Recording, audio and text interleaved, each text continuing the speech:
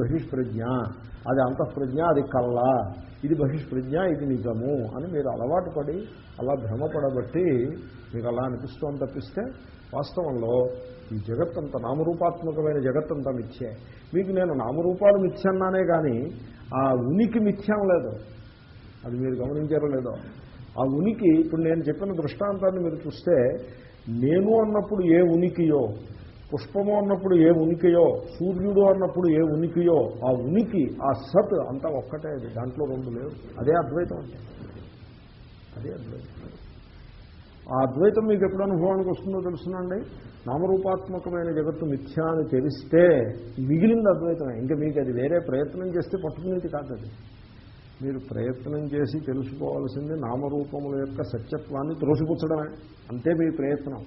మీరు నామరూప సత్యత్వాన్ని ఎప్పుడైతే త్రోసిపుచ్చారో శిష్టము అంటే మిగిలింది అద్వైతమే.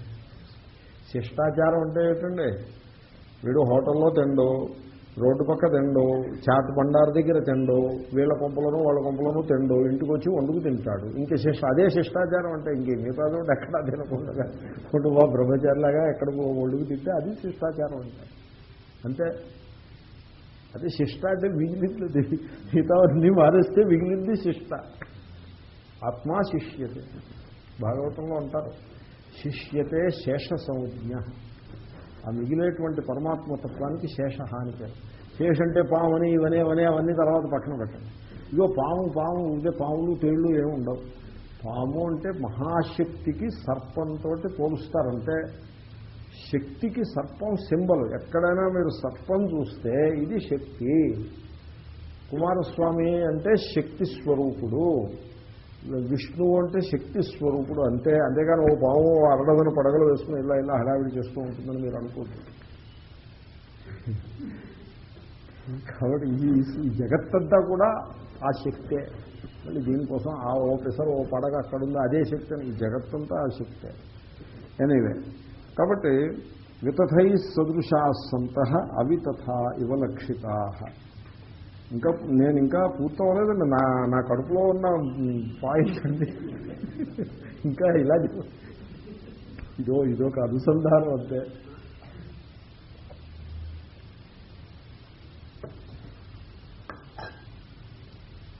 నేను పాఠం చెప్తున్నా, ఏదో శ్లోకం. పత్రం పుష్పం ఫలంతో ఏం పాఠం చెప్తున్నా. ఓ క్లాస్ అయింది, రెండో క్లాస్ అయింది, మూడో క్లాస్ అయింది. ఓ మిత్రుడు ఒక చెప్పింది చాలే, ఇలా కాదు చెప్పను, చెప్పు తర్వాత శ్లోకం చెప్పు. కాదండి, మంచి పాయింట్లు మళ్ళీ సంవత్సరం చెప్పి వారు చెప్పు తర్వాత శ్లోకం అని చెప్పేసి ఆయన అంటే వెంటనే బంధు పెట్టేసి తర్వాత శ్లోకం చెప్పారు. అలాగే ఏవో కడుపులోంచి వస్తూ ఉంటాయి. ఎనీవే, ఇక్కడ తెలుసుకోదగ్గది ఒకటి ఉంది. ఏమిటంటే ఇప్పుడు ఇంకో కొంత నామెన్క్లేచర్ యాడ్ చేద్దాం. ఇప్పుడు మనం ఆగమ ప్రకరణంలో చూసాం, సత్యం తెలియకపోతే దానికి పేరేమిటి? నిద్ర అని పేరు. నిద్రా తత్వమజానత. ఆగమ ప్రకరణంలో శ్లోకం అది. తెలియని దానిని తప్పుగా తెలుసుకుంటే దాని పేరేమిటి? స్వప్నం. అన్యథా గృహత స్వప్న. నిద్రా తత్వమజానత. అవునండి. ఇప్పుడు చెప్పండి, జాగ్రత్త అవస్థలో పుష్పం కానిదాన్ని పుష్పమని, కొడుకు కానివాడిని కొడుకని, ఘటం కానిదాన్ని ఘటమని, ఈ అన్యథాగ్రహణం ఇది స్వప్నమే. అది అన్యథా గృహత స్వప్న. ఎప్పుడైతే మీరు సర్వము నామరూపముల యొక్క అధ్యారోపము ఉన్నటువంటి మూలంలో, అంటే నామరూపాలని తీసేసి చూడడం అలవాటు చేసుకోవాలి. నామరూపాలని పక్కన పెట్టి చూడడం అలవాటు చేసుకోవాలి. కారణం ఏంటంటే ఈ పుష్పము, ఆ సూర్యుడు, పుష్పమే అక్కర్లేదు, గడ్డిపోచ తీసుకున్నారనుకోండి. గడ్డిపోచ అంటే ఎందుకు పనికిరాంది. సూర్యుడు అంటే ఈ ప్రపంచానికంతకీ ప్రాణాన్ని ఇస్తున్నవాడు. ఎంత తేడా ఉంది. కానీ నామరూపాలు తీసేస్తే గడ్డిపోచ అంటే ఉనికి. మీరు సూర్యుడు ఎదురుకుండా నిలబడి మనస్సుతో కాకుండా కళ్ళతో చూస్తే, అంటే అస్తమించే సూర్యుడిని ఉదయించే సూర్యుడిని చూడాలి. అలాగా మామూలు సూర్యుడిని చూస్తే కళ్ళకి ప్రమాదం. సో చూస్తే ఉనికి, ఎటువంటి ఉనికో తెలుసునా, మీకంటే భిన్నము కాని ఉనికి. మీరు గడ్డిపోచని కూడా అలాగే చూస్తే మీకంటే భిన్నము కాని ఉనికి. ఇంక తేడా ఏముందండి? తెలియదో డిఫరెన్స్. సర్వం కల్విదం బ్రహ్మ. సో సర్వం కల్విదం బ్రహ్మగా దర్శించటం చేతనైతే నామరూపాలను మీరు ఏది యాడ్ చేసినా తప్పేం లేదు, నష్టమేం లేదు.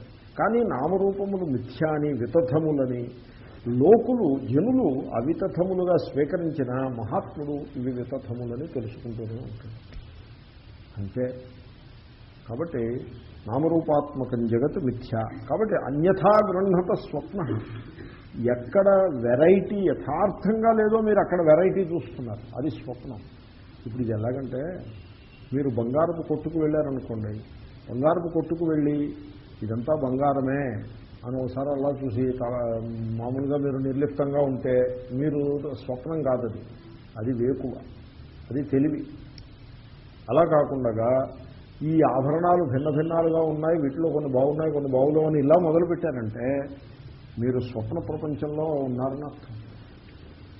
It's a dream. ఎందుకని అన్యథా గ్రంథత, మీరు ఉన్నదాన్ని ఉన్నట్టుగా కాకుండా మరో రకంగా స్వీకరిస్తున్నారు, తెలుసుకుంటున్నారు కనుక అది స్వప్నం అయిపోతుంది. కాబట్టి ఈ జగత్తంతా కూడా అన్యథాగ్రహణమే తప్ప మరొకటి కాదు, కనుక ఇది స్వప్నమే.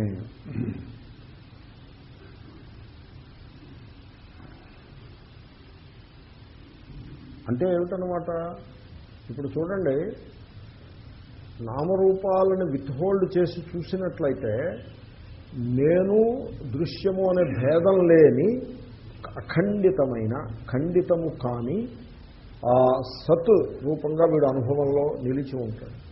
అక్కడ చూడడమంటూ ఏముండదు, తెలియడము దృశ్యంగా తెలియడం అంటూ ఏముండదు. మీరు మనస్సుతో చూసినప్పుడే ద్రష్టాదృశ్యము అనే విభాగం ఉంటుంది.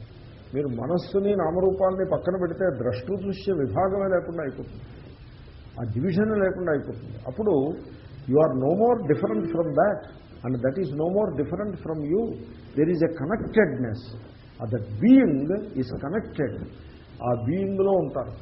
ఆ సత్ అది ఇంద్రియ గోచరము కాదు, ప్రమాణ గోచరము కాదు, అది ప్రమేయము కాదు, అప్రమేయం. అది అనాశినోప్రమేయస్య శ్రీకృష్ణుడు గీతలో అంటాడు. అప్రమేయము, ప్రమాణ గోచరం. ప్రమాణం అంటే కన్ను మనస్సుకి ప్రమాణములు అని పేరు, వాటికి గోచరమయ్యేది కాదు. అటువంటి అప్రమేయమైనటువంటి సద్రూపంగా మీరు నిలిచి ఉంటారు. ఆ సతుని, ఆ ఉనికిని మనస్సు తెలుసుకోలేదు. మనస్సు ఉనికిపై పుష్పము అనే నామరూపాలను ఆరోపణ చేస్తే ఆ ఆరోపాన్ని తెలుసుకోగలుగుతుంది తప్ప సద్రూపమైనటువంటి ఆత్మ చైతన్యాన్ని మనస్సు తెలుసుకోలేదు.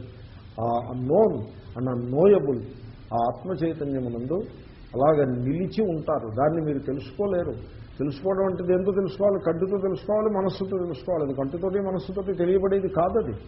నామరూపాలు మాత్రమే కంటితోటి మనస్సుతోటి తెలియబడతాయి. అటువంటి సద్రూపంగా మీరు నిలిచున్నప్పుడు that unknown and unknowable being and in that దేశకాల వస్తు పరిచ్ఛేదం ఉండదు. ఎందుకంటే నామరూపాలు ఉంటేనే దేశము కాలము వస్తు పరిచ్ఛేదాలు లిమిటేషన్స్ ఉంటాయి. ఆ లిమిటేషన్స్ ఏమీ లేనటువంటి unknown unknowable the immensity of the unknown that అనంత సద్రూపంగా మీరు నిలిచి ఉంటారు. ఆ అనంత సత్తునందు ఈ మొత్తం ఇంద్రియ గోచరమయ్యే ప్రపంచమంతా కూడా భాషిస్తూ ఉంటుంది. స్వప్నం భాషించినట్టుగా భాషిస్తూ ఉంటుంది. ఈ భాషించేటువంటి జగత్తు అది భాషించేదే కానీ ఉన్నది కాదు. ఈరోజు జాగ్రత్త అవస్థ అంతా కూడా స్వప్నం లాంటిదే అని పాఠం స్వామీజీ ఫినిష్ చేశారని మీరు అనుకుంటే మీరు పొరపడ్డారు. ఈ పాఠం ఇలాగే ఉంటుంది. ఇంకొక 5 మాసాలు 6 మాసాలు ఇలాగే ఉంటుంది పాఠం అంతా. ఇంకా వేరే టాపిక్కే లేదు ఇక్కడ. అయితే ఇక్కడ అంటే మనం ఏమంటున్నాం, what begins and ends is a mere appearance. అదావంతే చేయన్నాస్తి వర్తమానేజ తత్వత. అయితే దీంట్లో ఇంకొక ప్రశ్న ఉంది. సాధారణంగా జనులు జాగ్రత్త అవస్థ సత్యమని, స్వప్నం మిథ్యని ఆబాల గోపాలను తెలుసుకుంటారు. ద్వైత శాస్త్రం చదివిన కొంతమంది పండితులను మినహాయించేస్తే ఆబాల గోపాలము స్వప్నం మిథ్య అని తెలుసుకుంటూ ఉంటారు. నిజంగా ఏమండి? అయితే జాగ్రత్త మిథ్య అని తెలుసుకోలేకపోతారు. కారణమేమి? దానికి కారణం నేను ఇంతకుముందు చెప్పాను. జాగ్రత్త యొక్క వివేక ప్రణాళిక వీడికి అందుబాటులోకి వచ్చాక స్వప్నం మిథ్యని తెలిసింది వీడికి. అదేవిధంగా ఆత్మస్వరూపము యొక్క వివేక ప్రణాళిక అందుబాటులోకి వస్తే జాగ్రత్త మిథ్యం తెలుస్తుంది. కాబట్టి ప్రావిషనల్లీ వాడు జాగ్రత్త మిథ్యను తెలుసుకోవాలి. వై ప్రావిషనల్లీ ఇప్పుడు మనం యథార్థంగా తెలుసుకునే ప్రయత్నం చేసాం, అనుసంధానం చేసి తెలుసుకోవాలి. అది అలవాటు పెట్టండి. సో అదొకటి ఉన్నది. కాబట్టి జాగ్రత్త మాకు సత్యమని అనిపిస్తోందండి అంటే ఎందుకు అనిపిస్తుందంటే బికాస్ ఆఫ్ దిస్ రీజన్ అనిపిస్తోంది. మీకు ఇంకా ఆత్మ అనాత్మ వివేకము యొక్క ప్రణాళిక మీకు ఇంకా అందుబాటులోకి రాలేదు కనుక మీరు జాగ్రత్త సత్యం అనుకుంటున్నారు. అది అందుబాటులోకి మీరు తెచ్చుకుంటే జాగ్రత్త మిథ్యని మీరే చెప్తారు. అది ఒక హేతువు చెప్తాను.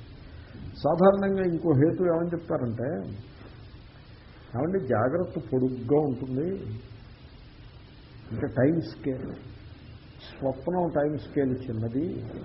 అది మనం ఇంతకుముందు కూడా చూసాం కదా, అదీర్ఘత్వాచ్చ కాలస్య అనే ఒక కారికలో వచ్చింది. కాబట్టి కాలము దీర్ఘంగా ఉన్న కారణంగా జాగ్రత్త యథార్థమని మనకు అనిపిస్తుంది కదా, దీని గురించి మీరేం చెప్తారు అని ఒక ప్రశ్న ఉంది. ఇప్పుడు మనం ఏమంటున్నాం, 1900 ఈవేళ పొద్దున్న స్టార్ట్ అయ్యి ఆదవు పొద్దున్న 9ంటికి బిగిన్ అయింది, 9:30 అయ్యేప్పటికి ఎండ్ అయింది. దాన్ని మిథ్యా అని నేను చెప్పినా మీరు విన్నా అందంగా ఉంటుంది, మీరు ఒప్పేసుకుంటారు కదా.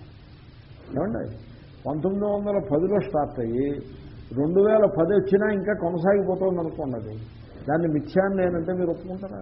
ఓకే. ఎందుకంటే ఆ time scale long time scale ఉండబట్టి అది సత్యమని, షార్ట్ టైం స్కేల్ ఉంటే అది మిథ్యని ఒక జనరల్ ఒపీనియన్. అవునండి, ఇది అడుగుతారు సాధారణంగా సత్సంగంలో అడిగే ప్రశ్నే ఇది. ఏమన్నా జాగ్రత్త అలాగా అంత పొడుగా జీవితం అంతా ఒకే రకంగా ఉన్నట్టు అనిపిస్తుంది, స్వప్నాలు వచ్చిపోతూ ఉంటాయి. దీని మీద నిన్న కొన్ని ఆర్గ్యుమెంట్లు నేను చెప్పాను. ఈ ప్రశ్న ఒకటి అడుగుతారు. అడిగితే దానికి సమాధానం ఏమని చెప్తామంటే, చూడవయా టైం స్కేల్ షార్ట్గా ఉందా లాంగ్గా ఉందా అన్న పాయింట్ కాదు. సైంటిఫిక్ ట్రూత్స్ని, విశ్వజనీయమైన సత్యాలని తెలుసుకునేప్పుడు ఇటువంటి ఫ్లిమ్జీ పాయింట్స్ మీద నువ్వు నిర్ధారణ చేయకూడదు. స్టార్ట్ అయ్యి ఎండ్ అయిందా లేదా, బిగిన్స్ అండ్ ఎండ్స్ ఆదవు అంతే. ఆద్యంతములు ఉన్నాయి అంటే మధ్యలో టైం స్కేల్ షార్ట్ ఉన్నా లాంగ్ ఉన్నా అల్టిమేట్లీ ఇట్ ఈజ్ మిథ్యా with it amounts to the same. దీనికి నేను చిన్న దృష్టాంతం చెప్తూ ఉంటా. మీరు సినిమాకి వెళ్ళారనుకోండి, లాంగ్ సినిమాకి వెళ్ళారనుకోండి, లాంగ్ 4 hours సినిమా, అలాంటి సినిమా చిన్నప్పుడు లవర్ కుషా అని సినిమా అవుతుంది 4 hours, 2 ఇంటర్బెల్స్ కూడా ఉండేవి కొన్ని సినిమాలకి. 4 hours సినిమాకి వెళ్ళారనుకోండి, ఆ సినిమాకి వెళ్ళినప్పుడు అప్పట్లో రూల్ ఉండేది. ఏమిటంటే ఆ రూలు నెహ్రూ గారి కాలంలో ఉండి రూల్స్. డాక్యుమెంటరీని ప్రొడ్యూస్ చేసే గవర్నమెంట్ ఆఫ్ ఇండియా అండర్టేకింగ్ ఒకటి ఉండేది. వాడు దాంట్లో ప్రభుత్వం చేసేటువంటి సంక్షేమ కార్యాలు ఇవేనో 15 నిమిషాలు, ఒక 5 నిమిషాలు డాక్యుమెంటరీ ఉంది. ఆ డాక్యుమెంటరీ వేసి తీరాలి ప్రతి సినిమా థియేటర్లోనూ. వేయడానికి మా అన్నానికి వీల్లేదు. దానికి produced by ministry of information and broadcasting. అది వేయనంటే కుదరదు. దాంట్లో ఎంతసేపు నెహ్రూ గారు, ఇందిరాగాంధీ గారు ఇది ఇనాగ్రేట్ చేశారో అలాంటివన్నీ చూపిస్తారు.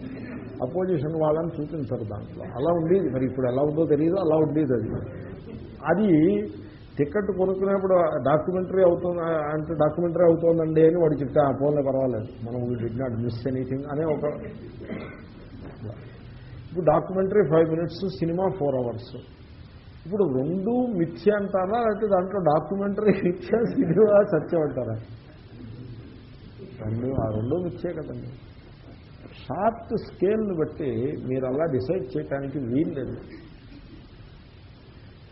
అదొక ఆర్గ్యుమెంట్. ఏం చెప్పినా ఆర్గ్యుమెంటే. అయితే ఇంకొక ఆర్గ్యుమెంట్ ఇప్పుడు చెప్పేసి నేను ఈ శ్లోకాన్ని భాష్యంలోకి వెళ్ళిపోతాను. అయితే వెళ్ళే ముందు ఒకసారి భాష్యం ఉందాం. ఇతశ్చ వై తథ్యం జాగ్రద్దృశ్యానాం భేదానాం ఆద్యంతయోరభావాత్. ఇది అవతారిక. జాగ్రత్త అవస్థలో మన చేత తెలియబడుతూ ఉండేటువంటి భావములు, జాగ్రత్త దృశ్యములైన భావములు అంటే బాహ్య ఆధ్యాత్మిక. బయట ఉన్నవి, లోపల ఉన్నవి. లోపల ఉన్నవి అంటే నేను తండ్రిని, కొడుకుని, ఫలానా నా దేహము, నేను మగవాణ్ణి, స్త్రీని, ఈ భావాలు. ఈ పదార్థములు ఆధ్యాత్మిక, బాహ్యంలో ఉన్నవి ఇల్లు వాకిలి ఉన్నాయి. ఈ జాగ్రత్తలో అనుభవానికి వస్తూ ఉంటాయి. దృశ్య అంటే లోపలన్నో కూడా దృశ్యాలే, అది మీరు గమనించదగ్గది. మనస్సు సుఖంగా ఉందనుకోండి, ఆ మనస్సులో ఉండే సుఖం దృశ్యం. కన్ను దృశ్యం, కన్ను చూస్తున్నప్పుడు చూస్తోందని, చూడనప్పుడు చూడలేదని మీరు తెలుసుకుంటూ ఉంటారు. కన్ను దృశ్యం, అన్ని దృశ్యం. ముక్కు బ్లాక్ అయిందనుకోండి, దృశ్యమా కదా ముక్కు? దృశ్యం. బ్లాక్ అయిన ముక్కు మీకు దృశ్యం తెలుస్తోందా లేదా? దృశ్యం అంటే కంటుతోటి లోపల బ్లాక్ చూశారని కాదు, తెలిసిందా లేదా అంటే తెలుస్తూ ఉంటుంది. ముక్కు బ్లాక్ అయితే తెలుస్తూ ఉంటుంది, శుభ్రంగా తెలుస్తుంది. ఎందుకంటే అది ఎవరోడి నోసి దృశ్యం, అది ఆధ్యాత్మిక భావం. ఎదురుకుండా ఫ్లవర్ ఉంది, టేబుల్ ఉంది, ఇవి బాహ్య భావాలు. ఈ జాగ్రత్త దృశ్యములైనటువంటి భావములు ఎన్నైతే భేదానాం, భేదానాం అంటే భిన్నత్వైన ప్రతీయమానానాం భావానాం ఇత్యర్థ, భిన్నములుగా వేరువేరుగా మనకి అనుభవానికి వస్తుండేటువంటి భావాలు ఏవైతే ఉన్నాయో ఇవన్నీ వితథములే. వితథము అంటే అవి అలాగా కావు, అవి అలాగా కావు. అది ఇప్పుడు ఇద్దరు ఉంటారు, ఏదో అక్కడ వాయినాలు ఇస్తున్నారు, దంపతి తాంబూలము వాయినాలు ఇస్తున్నారు. వీళ్ళిద్దరూ ఉన్నారు. ఆ దంపతి తాంబూలంలో వాళ్ళు ఇచ్చేటువంటి ఆ వస్తువులు ఏవో దక్షిణ అది సంపాదించాలని అనిపించింది. ఈయనకే అనిపించింది, ఆవిడికే అనిపించింది. సరే, ఇప్పుడు ఏం భార్యాభర్తలు అయితేనే ఇస్తారు. వీళ్ళిద్దరూ ఏమైనా కూడబలుకున్నారు. మనకి తెలుసున్న వాళ్ళు ఎవరైనా ఉన్నారా? ఎవళ్ళు లేరు. సరే, కానీ ఒక్క 10 నిమిషాల సేపు నువ్వు నేను భార్యాభర్తల కింద ఉన్నావా అని ప్రపోజ్ చేశాడు ఆయన. ముందు ఆవిడ కంగారు పడి, చూడమ్మా నేను నిన్నేమీ చేయదలుచుకోలేదు, నేను ముట్టుకోను, ఊరికే భార్యాభర్తల కింద 10 నిమిషాలు ఆ వాయినం తెచ్చేసుకుని సర్దేసుకుని మనం వెళ్ళిపోదాం అంటే, నువ్వు మరి మర్యాదగా ఉంటావు. Okay, agreed. 10 నిమిషాలు. అది ఆ వాయినం పుచ్చేసుకుని బయటకు వచ్చిన వెంటనే ఇంకా ఆ భార్య కాదు, భర్త కాదు. దాన్ని వితథ అంటారు. ప్రతిష్ఠి వితథ. తథాత్వం లేదు దాంట్లో, సచ్నెస్ లేదు. కాబట్టి ఈ జాగ్రత్త దృశ్యములైన భేదములు, ఇది పుష్పము అని అన్నాం. ఏమంటే 4 రోజుల తర్వాత వచ్చి చూస్తే ఉంటుందా? పుష్పం ఉంటుంది. 4 రోజుల దాకా ఎందుకండి? రేపు ఇప్పుడు దీన్ని చూసిన వెంటనే ఒక యంగ్ లేడీ చూశారనుకోండి, దీన్ని ఇలా అంటారు. ఏమండి? లేకపోతే ఇది దేవుడి మీద పెట్టిన పువ్వు అని ఒక వైదికుడు చూశాడనుకోండి, ఇలా అంటాడు. పిలకున్నవాడు, పిలకలైనవాడు చెవిలో పెడతాడు. చెవిలో పెట్టకూడదు, పత్రం చెవిలో పెట్టాలి, పుష్పం పిలకలో పెట్టాలి. అది రూలు. పిలక లేకపోతే ఏం చేస్తాడు మరి? ఇంకా అన్నీ చెవిలోనే పెడతాడు. సో ఇది ఎండిపోయి ఉంటుంది. రేపు పొద్దున్న వస్తే వైదికుడు కానీ యంగ్ లేడీ కానీ తీసుకెళ్ళి వేస్ట్ బాస్కెట్లో పరుస్తుంది. అదేమిటి పుష్పాన్ని అంటే అది పుష్పం కాదండి బాబు, అది వితథం అయిపోయింది. ఇంక తథాత్వం లేదు దాంట్లో, సచ్చినెస్ పోయింది. సో ఈ విధముగా ఈ జాగ్రత్త దృశ్యములన్నీ కూడా వితథములే అని మనం చెప్పాం. ఆ చెప్పడానికి ఇంకో హేతువు కూడా చెప్తున్నారు. అనేక హేతువులు ఇంతకుముందు చెప్పారు, మరో హేతువు చెప్తున్నారు. ఏమిటా హేతు? ఆద్యంతయో అభావాత్. ఆద్యంతయో అంటే షష్ఠి కాదు, సప్తమి. ఆద్యంతముల యందు లేకపోవుట. ఆదవు అంతే, ఆద్యంతముల యందు లేకపోవుట. ఓస్ అంటే షష్ఠి అయినా కావచ్చు, సప్తమైనా కావచ్చు. అంచేత మీకు హెచ్చరిక చేశా. ఆది యందు లేదు, అంతమునందు లేదు, లేకపోవుట. అది హేతు. దానిని బట్టి ఇవి మిథ్యా, వితథములు అని మనం కంక్లూడ్ చేస్తాం. అది ఈ శ్లోకంలో చెప్తున్నాం. యత్ ఆదావంతే చ నాస్తి వస్తు మృగతృష్ణికాది తత్ మధ్యేపి నాస్తి ఇది నిశ్చితం లోకే.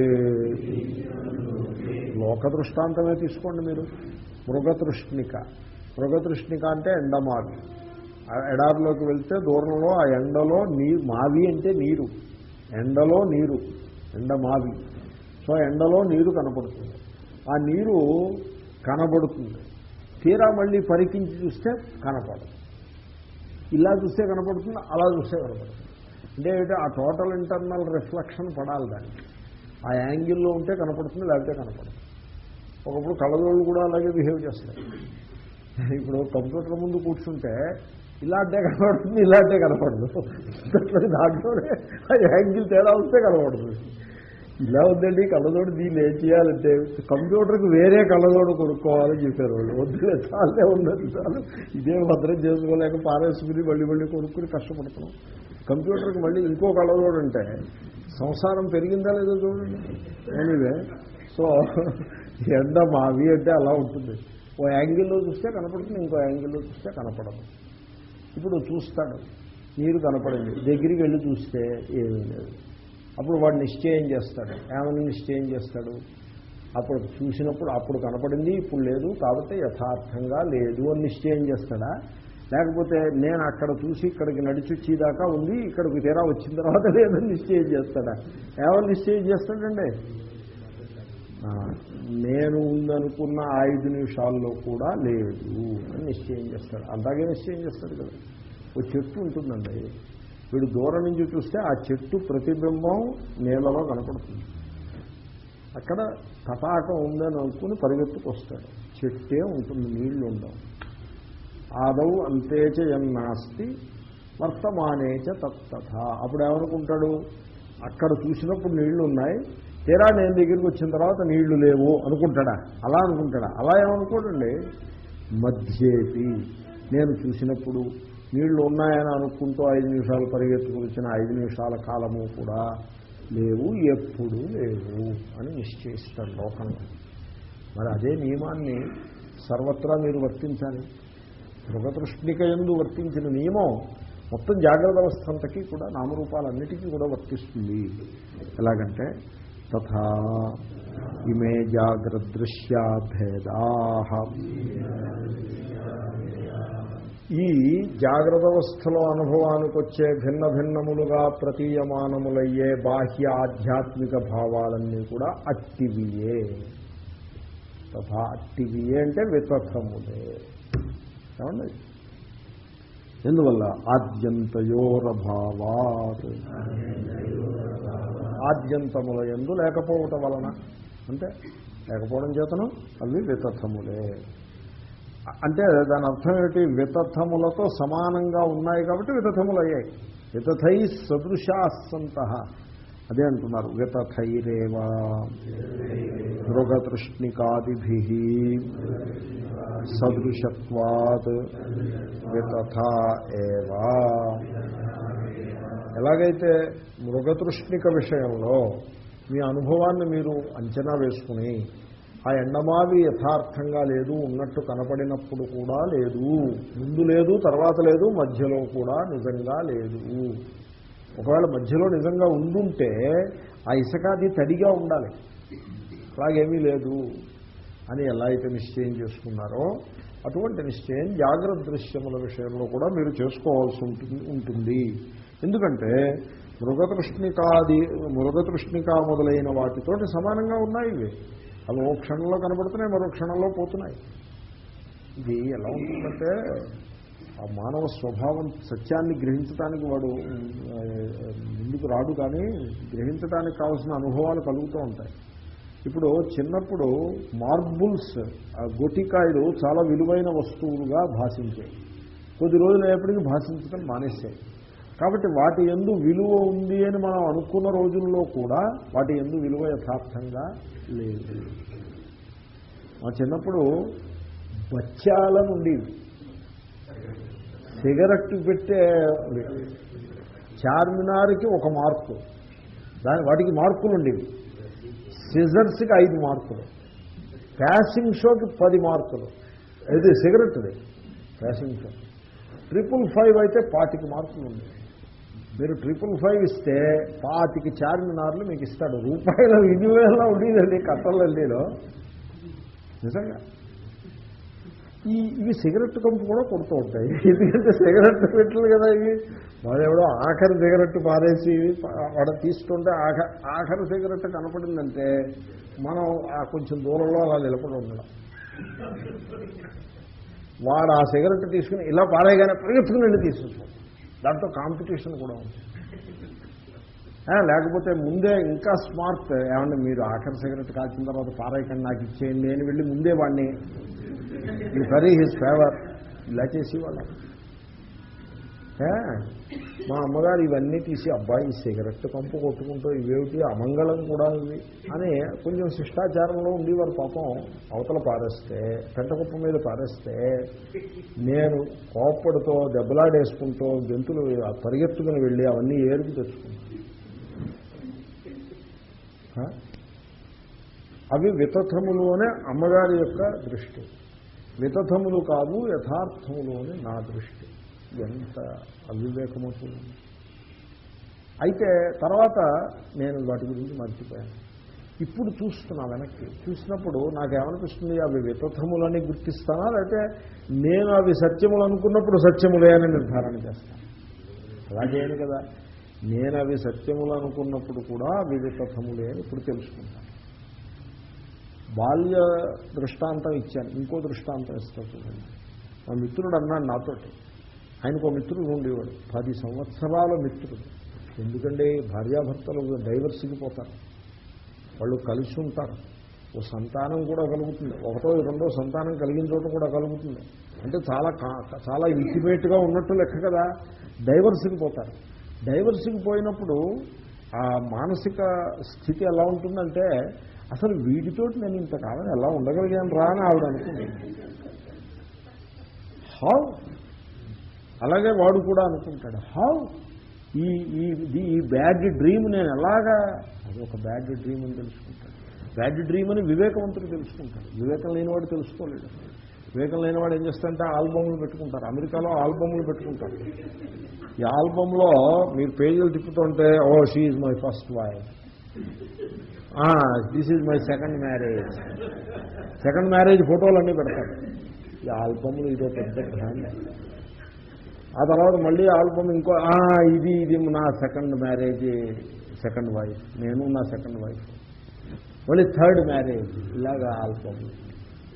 ఇది వాళ్ళ లెక్కలు మనము పెట్టుకోవచ్చు. ఇదిగో ఇది నా మొదటి గీతాజ్ఞాన యజ్ఞం, ఇది నా 5వ గీతాజ్ఞాన యజ్ఞం, ఇది నా 72వ గీతాజ్ఞాన యజ్ఞం. అవన్నీ ఆల్బమ్లు పెట్టుకుని నేను కూడా గొప్ప ఆల్బమ్లు పెట్టుకుని కూర్చోవచ్చు. ఇదంతా కూడా ఒక పెద్ద సంసారం, మిథ్య. అవి ఇదంతా వితత్వం. సో ఈ మిత్రుడు అన్నాడు, 10 ఏళ్ల నుంచి నాకు మిత్రుడు అయినా అన్నాడు. తర్వాత దెబ్బలాట వచ్చింది ఇద్దరికి. శత్రుత్వం, బద్ధ శత్రుత్వంలో పడిపోయాడు. ఏమయ్యా అంతల్లా ప్రేమించావు కదా, ఇప్పుడు శత్రుత్వం ఎందుకు, కాముగా ఉండొచ్చు కదా అంటే, అసలు అప్పుడు ఎందుకు ప్రేమించావు అంటే, అప్పుడు నిజం అనుకుని ప్రేమించాను. ఏమిటి 10 ఏళ్ళు మంచివాడు అనుకునే ప్రేమించావా? 10 ఏళ్ళు మంచివాడు అనుకునే ప్రేమించాను. అయితే మంచివాడు కాదా? ఎప్పుడూ మంచివాడు కాదు. మరి 10 ఏళ్లలో పోనీ కొంచెం మంచి, నేను భ్రమపడ్డాను, వాడు ఎప్పుడూ మంచివాడు కాదు. అబ్బా, అంటే 10 ఏళ్ళు నువ్వు ఏది యథార్థం అనుకున్నావో అది వితథము అని తెలుసుకున్నాడా లేదా? కాబట్టి ఈ లెంగ్త్ ఆఫ్ టైం స్కేల్ అన్నది అది ఆర్గ్యుమెంటే కాదు. అయితే ఆ ఆర్గ్యుమెంట్ను నేను పరిపరి విధాలుగా ఖండించుకుంటూ వస్తున్నా. ఈ length of time scale does not alter the reality situation, అది థీసిస్. ఓకే, ఎంత టైం స్కేల్ ఉన్నా తక్కువైనా ఎక్కువైనా అది అన్రియలే, వితథమే, అది పాయింట్. అయితే ఇంకా ఫైనల్ ఆర్గ్యుమెంట్ ఒకటి ఇస్తే అక్కడికి మనం ముందుకు వెళ్ళచ్చు. Real final argument. దీన్ని మీరు జాగ్రత్తగా అర్థం చేసుకోవాలి. ఇప్పుడు మీరు సినిమా చూస్తున్నారనుకోండి, 2 అవర్స్ సినిమా చూస్తున్నారు, 1 అవర్ అయింది.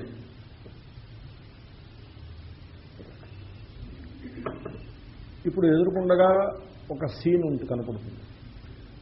ఆ సీన్ చూస్తూ ఉంటారు. మీరు చూస్తున్న సీను ఈ క్షణంలో సీనే, కానీ అప్పుడే సినిమా హాల్లోకి వచ్చాడు అనుకోండి, లేటుగా టికెట్ కొనుక్కుని ఒకడు వచ్చాడు, వాడికి ఆ సీను కనపడేదానికి మీకు ఆ సీను కనపడేదానికి తేడా ఉందా లేదా? ఉంది. అప్పుడే సినిమా హాల్లోకి వచ్చిన వాడికి ఎవడో హీరోయిన్ ఎవడో మొగాడు ఆడదే ఉన్నట్టుగా కనపడుతుంది తప్పిస్తే వాళ్ళ పేర్లు కానీ వాళ్ళు ఎవళ్ళని కానీ వాళ్ళు ప్రియురాలా లేకపోతే విలన్ను ఏమీ తెలియదు వాడికి. అసలు వాళ్ళు అక్కడ అలా ఎందుకున్నారు, ఏం మాట్లాడుతున్నారో, ఆ డైలాగ్ యొక్క పూర్వాపరాలు ఏమిటి, పూర్వరంగం ఏమీ తెలియదు వాడికి. చిత్రం ఏంటంటే మీరు ఆలోచించాల్సింది, ఒక రకంగా చూస్తే వాడు ఆ మూమెంట్ తీసుకోండి, you freeze that moment, you freeze it దే, ఫ్రీజ్ చేసేయండి. అక్కడ ఉంది ఆ ఫ్రీజ్ చేసిన దాన్ని వాడు చూస్తున్నాడు, ఆ ఫ్రీజ్ చేసిన దాన్ని మీరు చూస్తున్నారు.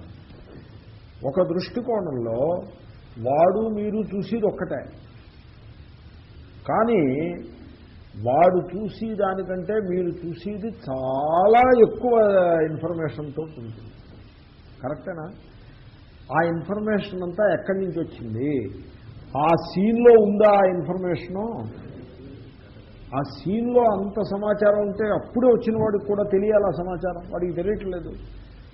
గంట సేపటి నుంచి అక్కడే పడిగాపులు పడి కళ్ళల్లో ఒత్తులు వేసుకుని చూసిన వాడే అంత సమాచారంతో ఉన్న సీన్ చూశాడు కదా. ఇప్పుడు చెప్పండి, మీరు చూస్తున్న సీను వాడు చూస్తున్న సీను వేరు. వాడు కేవలము ఆ మొమెంటరీగా కనపడేది మాత్రమే చూస్తున్నాడు. దాని ముందుండే పూర్వరంగం అంతా కూడా మీరు చూస్తున్నారు. మీరు చూస్తున్నది వాడు చూస్తున్నది వేరువేరుగా ఉన్నాయి. అవునా? ఆ భేదం ఎక్కడి నుంచి వచ్చింది? బహిష్ప్రజ్ఞ వల్ల వచ్చిన భేదమా, అంతఃప్రజ్ఞ వల్ల వచ్చిన భేదమా? అంతఃప్రజ్ఞ వల్ల వచ్చిన భేదం. ఏమిటి అంతఃప్రజ్ఞ అంటే, ఆ 1 hour ఎపిసోడ్ అంతా మెమొరీలో ఉంది. ఆ మెమొరీ అంతా దీనికి జోడించి మీరు చూస్తున్నారు. అవునండి? ఇప్పుడు ఇంకొంచెం దీన్నే ఇదే దృష్టాంతం. ఇప్పుడు ఆ హీరో ఉన్నాడు, వాడు గొప్పగా యూనివర్సిటీ ఫస్ట్ మార్కు తెచ్చుకుని ఈ అమ్మాయిని ప్రేమించి ఎంతో కాలం నుంచి ప్రేమిస్తున్న హీరో అక్కడ ఫ్రీజ్ అయి ఉన్నాడు. ఆ సీన్లో హీరో ఫ్రీజ్ అయి ఉన్నారు. There is a long story behind. అప్పుడే వచ్చాడు. ఏమండి?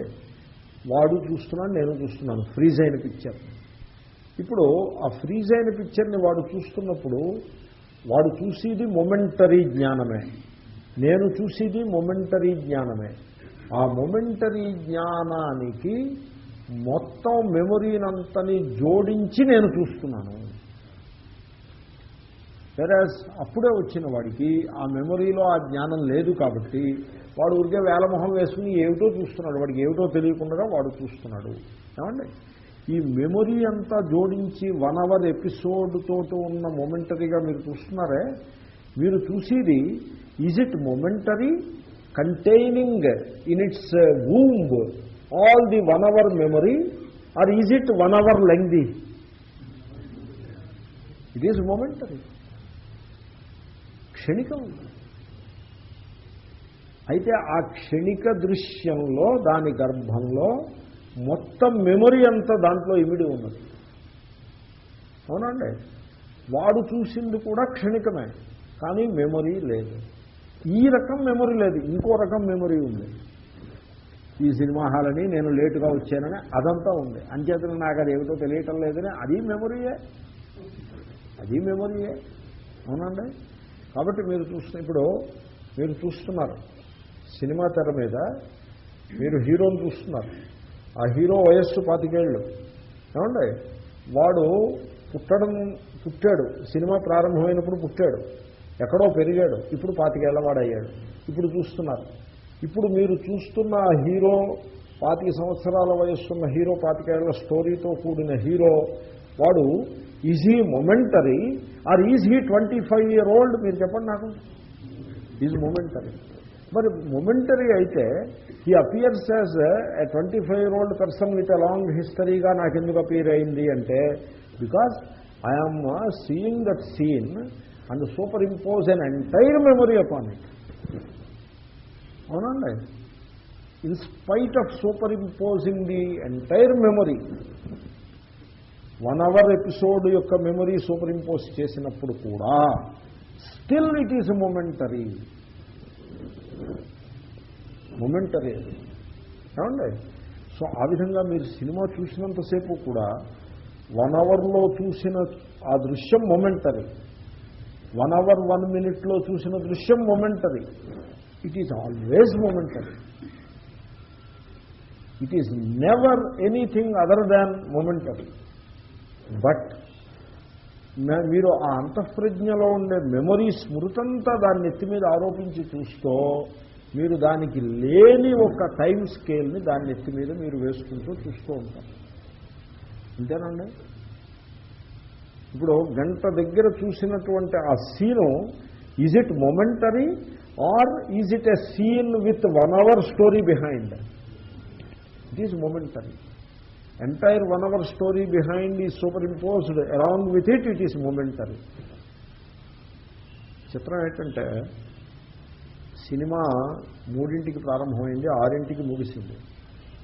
కానీ 3 గంటల లెంగ్త్ ఉందని మీరు అనుకుంటున్నారు. 3 గంటల లెంగ్త్ ఉందని సినిమా అయిపోయిన తర్వాత బయటకు వచ్చి 3 గంటల లెంగ్త్ ఉందని మీరు లెక్క చెప్పారు. సినిమాలో ఉండగా 3 గంటల లెంగ్త్ అనలేదు. సినిమాలో ఉండగా ఎంత లెంగ్త్ ఉంది? 30 సంవత్సరాల లెంగ్త్ ఉంది. నేను చిన్నప్పుడు వక్త్ అని ఒక సినిమా చూశాను. వక్త్ అంటే కాలము అని అర్థం. ఆ సినిమాలో పిల్లలుగా ఉన్నప్పుడు తల్లిదండ్రుల నుంచి తప్పుకుపోతారు. ఏదో ఉపద్రవం ఏదో వచ్చి తప్పిపోతారు. సైక్లోన్ ఏదో వచ్చి తప్పిపోతే 30 సంవత్సరాల తర్వాత కలుసుకుని మళ్ళీ సమావేశం అవుతారు. ఆ 30 సంవత్సరాలు వాళ్ళు పడ్డ కష్టాలు. ఇదేది మంచి absorbing story, classical emotional picture. Hindi movies అలా ఉంటాయి, అలా ఉండి ఇప్పుడు ఎలా ఉన్నాయో ఉంటాయి. సో సినిమా హాల్లో ఉన్నప్పుడు టైం స్కేల్ ఎంత? 30 ఏళ్ళు. సినిమా హాల్ నుంచి బయటకు వచ్చినప్పుడు టైం స్కేల్ ఎంత? 3 గంటలు. కానీ నేను అడుగుతున్న సినిమా చూస్తున్నారు, సరిగ్గా 1 hour దగ్గర దాని టైం స్కేల్ ఎంత? మొమెంటరీ. 1 hour 1 minute దగ్గర టైం స్కేల్ ఎంత? మొమెంటరీ. 2 hours దగ్గర టైం స్కేల్ ఎంత? మొమెంటరీ. 2.5 hours దగ్గర momentary. All through the picture it is momentary. మీరు ఎప్పుడు చూసినా మొమెంటరీ. అది అసలు నిజానికి సినిమా యొక్క లక్షణం కూడా మీకు తెలిసి ఉండాలి. సినిమా ఎలా వస్తుందంటే అక్కడ కదిలీదేమీ ఉండదు. మీరు ఆలోచించండి. ఒక సీన్ వేస్తా, తీసేస్తా, ఇలా పెడతా. ఒక ఫిలిము సీన్ మీకు కనపడుతుంది, ఫిక్స్డ్గా కనపడుతుంది, స్టాటిక్గా, కదలిక లేని సీను. తీసేస్తే మీకు బ్లాంక్ కనపడుతుంది. మళ్ళీ ఇంకోటి పెడతా, ఇంకో సీన్ కనపడుతుంది. తీసేస్తా, బ్లాంక్ కనపడుతుంది. మీకు బ్లాంక్ కనపడ్డప్పుడు ఆ బ్లాంక్ ఏమిటి? మొమెంటరీ. సీన్ కనపడ్డప్పుడు ఆ సీన్ ఏమిటి? మొమెంటరీ. అక్కడ కదిలీదేమీ లేదు. అక్కడ మూమెంట్ ఏమీ లేదు. కానీ ఈ ఫిల్మ్ పెట్టడం తీసేయడం అలా కాకుండా అన్ని ఫిల్ములు 16 ఫిల్ములు కలిపి ఒక మాల కింద కట్టేసి ఇలా పెడతాను, వరుసగా పెడుతూ ఉంటాను. ఒక స్పీడ్ కూడా పెడతాను. ఆ స్పీడ్ని బట్టి మీకు ఏమవుతుందంటే బ్లాంకులు కనపడడం మానేస్తాయి, సీన్లే కనపడతాయి. సీన్లు కూడా కంటిన్యూవస్గా కనపడతాయి. వాస్తవానికి సినిమా తెర మీద ఎన్ని సీన్లు పడతాయో అన్ని బ్లాంకులు కూడా పడతాయి. నెంబర్ 1. నెంబర్ 2, ఏ సీన్కి ఆ సీను స్టాటిక్కే కానీ కదిలీది ఏదీ లేదు. ఇప్పుడు ఫ్యాను రెక్కలు ఉన్నాయనుకోండి, ఆ కదలకుండా ఉన్న ఫ్యాను రెక్క వెనకాల ఏముందో కనపడదు. ఎందుకంటే ఆ రెక్క అడ్డు వస్తుందిగా. కానీ అది కదులుతూ ఉంటే మొత్తం అంతా కనపడుతుంది. ఏమన్నా కనపడింది? అర్థమైందా? అలాగే సినిమా తెర మీద బ్లాంకులు ఏం కనపడవు, మీకు సీన్సే కనపడతాయి. బ్లాంకులు కనపడవు స్పీడ్ని బట్టి. ఆ సీన్స్ కూడా ఒక static scene, another static scene, another static scene అలా కనపడవు, కంటిన్యూటీలాగా కనపడతాయి. మీరు ఇప్పుడు చూస్తున్నారన్న ఒక సీను, అది అక్కడ ఒక క్షణం సేపు స్టాటిక్గా ఉన్న సీనా లేకపోతే కంటిన్యూవస్ సీనా? ఏమిటి చెప్పండి మీరు? It's a static scene. ఎంతసేపు ఉంటుంది అక్కడ? ఓ మొమెంట్ ఉంటుంది. మీరు చూసింది మొమెంటరీ. కానీ మరి మీకేమో అదేదో కంటిన్యూవస్గా గంట సేపటి నుంచి వస్తున్నదిగా అనిపించింది. ఎక్కడి నుంచి వచ్చింది? అదంతా కూడా మెమొరీ యొక్క సూపర్ ఇంపోజిషన్. అంతా కూడా అంతఃప్రజ్ఞే. కాబట్టి సినిమా హాల్లో కూర్చుని 3 గంటలు కూర్చుని మీరు పెద్ద కథ చూసినా కూడా ప్రతి క్షణము మీరు చూసేది మొమెంటరీయే. Everything that you see is momentary. But that momentary thing appears to be continuous because of the memory. కరెక్టేనండి? ఇది అర్థమైందా? సినిమా 3 గంటలున్నా మొమెంటరీయే మీరు చూసేది. 6 గంటలున్నా మొమెంటరీయే, 100 గంటలున్నా మొమెంటరీ. ఏమండి? ఇప్పుడు నేను నిద్ర లేచాను, ఇక్కడే పడుకున్నాను, నిద్ర లేచిన వెంటనే డైమండ్ పాయింట్, బ్రహ్మ విద్యా, ముందు బ్రహ్మ విద్యా కుటీరు, డైమండ్ పాయింట్, ఉదయము, బ్రేక్ఫాస్ట్, ఇవన్నీ ఒక్కసారిగా జ్ఞానం కలిగింది. ఇప్పుడు ఈ జ్ఞానము మీరు ఇప్పుడు చెప్పండి, గత 10 సంవత్సరాల నుంచి ఉన్న డైమండ్ పాయింట్ యొక్క జ్ఞానమా, లేకపోతే మొమెంటరీ డైమండ్ పాయింట్ జ్ఞానం? Momentary, it is momentary. మరి 10 సంవత్సరాల వయస్సుకు ఉంది కదా, అది కూడా మొమెంటరీయే, ఆ హిస్టరీ కూడా మొమెంటరీయే. Everything is momentary. ఏమండి, వీడు నిద్ర లేచాడు, ఒక ఆయన నిద్ర లేచి వెంటనే భార్యను చూశాడు. 30 సంవత్సరాల నా భార్య, 30వ మ్యారేజ్ యానివర్సరీ వేళ అని చూశాడు. ఈమె 30 సంవత్సరాల నుంచి మ్యారేజ్ యానివర్సరీ చేసుకోదగిన భార్య అంటారా, లేకపోతే మొమెంటరీ అంటారా? Momentary, just momentary. నిద్రపోగానే మొత్తం సంసారం, ఇల్లు, వాకిలి, భార్య అంతా కూడా ఖతమైపోయింది. మళ్ళీ నిద్ర లేచిన మొదటి క్షణంలో లేనే లేదు. వీడు కొంచెం కళ్ళు నిలుపుకుని అంతా అయిన తర్వాత మొత్తం సంసారం అంతా వచ్చేస్తుంది. ఇప్పుడు ఈ వచ్చేసిన మొత్తం సంసారాన్ని, అంటే వీడు భర్త, భార్య, పిల్లలు, ఇల్లు, వాకిలి, మొత్తం సంసారము అది క్షణికమంటారా, లేకపోతే 25 సంవత్సరాల నుంచి తోసుకుంటూ తోసుకుంటూ తోసుకుంటూ వచ్చిందంటారా? క్షణికమండి మహాత్మా, క్షణికమండి.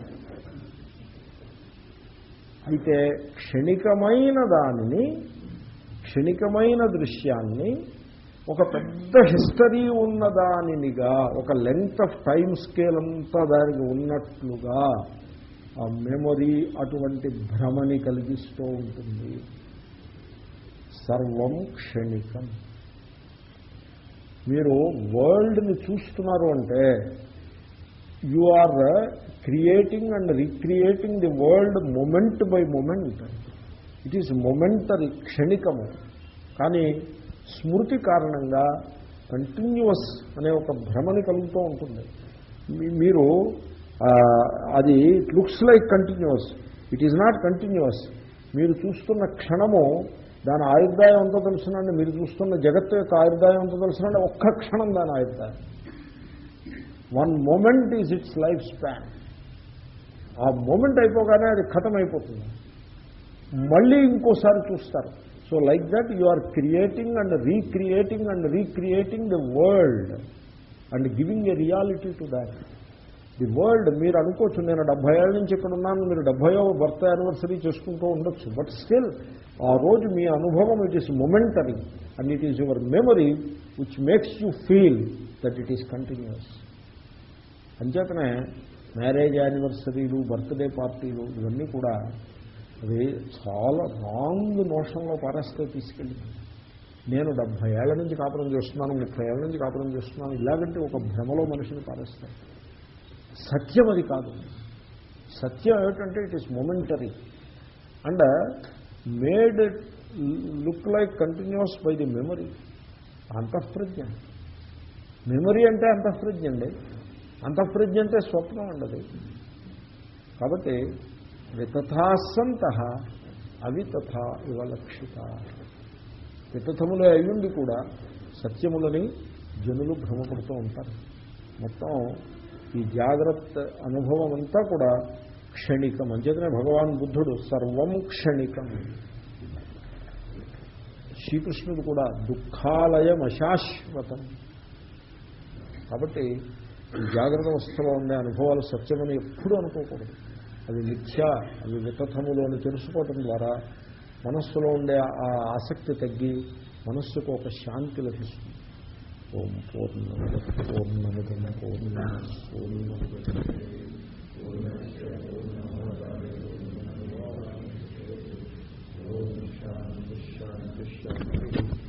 హరి ఓం శ్రీ గురుభ్యో నమః. హరి ఓం తత్సత్. శ్రీకృష్ణార్పణమస్తు. ఇప్పుడు